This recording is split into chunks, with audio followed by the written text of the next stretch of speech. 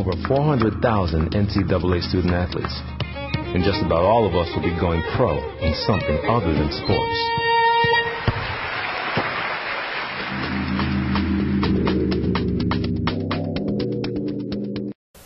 I'm joined by head men's basketball coach Doug Boxell. Thanks for joining us for Show 3, Coach. It's good to be here.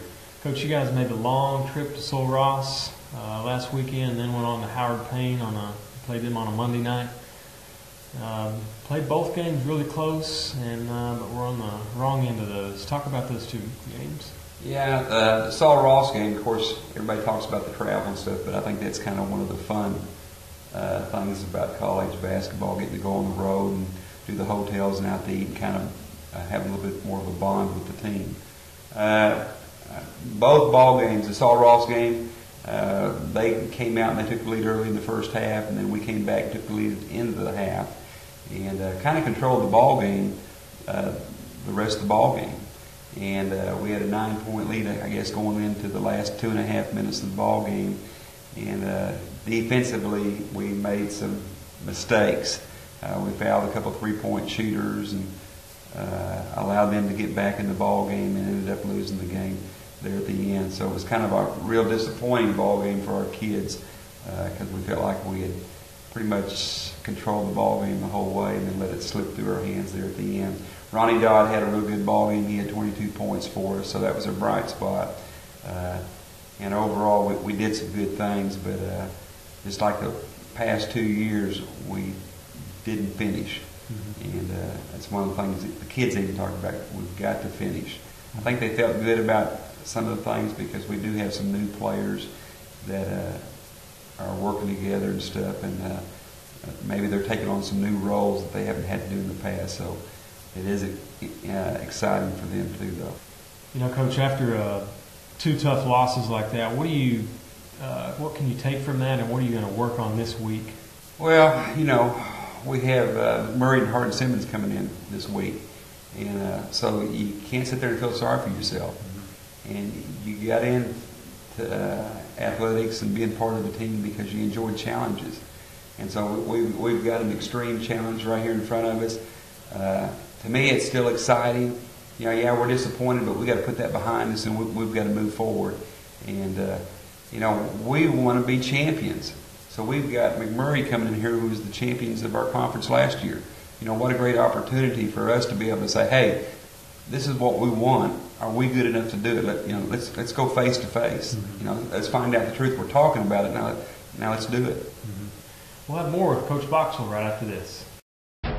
What makes D3 special is the ability to participate in my team and within the broader community. The perfect ending to a perfect season. Being a D3 student athlete has completely expanded my life. I learned how to lead. I really found a voice. What time is it? It's more about the experience rather than just a sport itself. Without the experience of being a Division III student athlete, I wouldn't be the person who I am today. NCAA Division III. Discover, develop, dedicate. Coach, you're 5 games into the season. What are you most pleased with right now?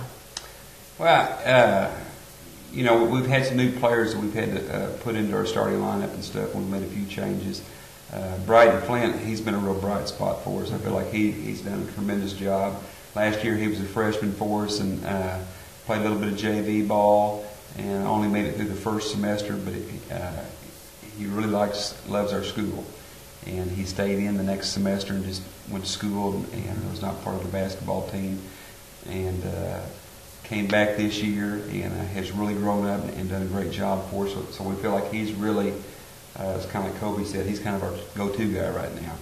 Mm-hmm. And so that's a real positive. You know, I felt like the Brightons and the Charles Palmers and the Andrews, some of the young kids that didn't play for us last year, could be a big spark for us. Andrew Cummings has come in and given us a spark on the offensive end.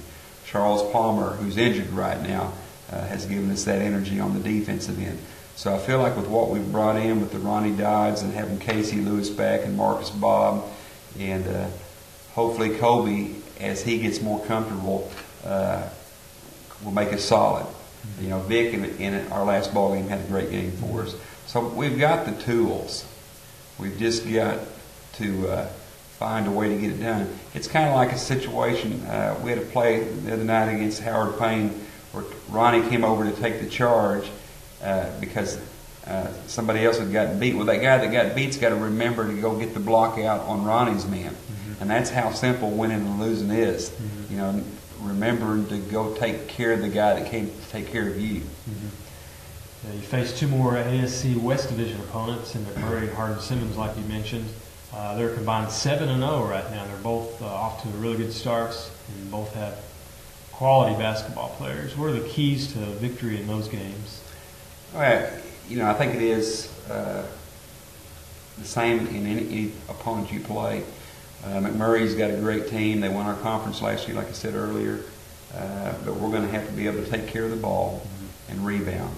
They run a little 1-3-1 half-court trap that's real effective, and they work real well, and they're very physical. So we've got to block them off the boards. We've got to limit them to one shot, and then we've got to take care of the ball.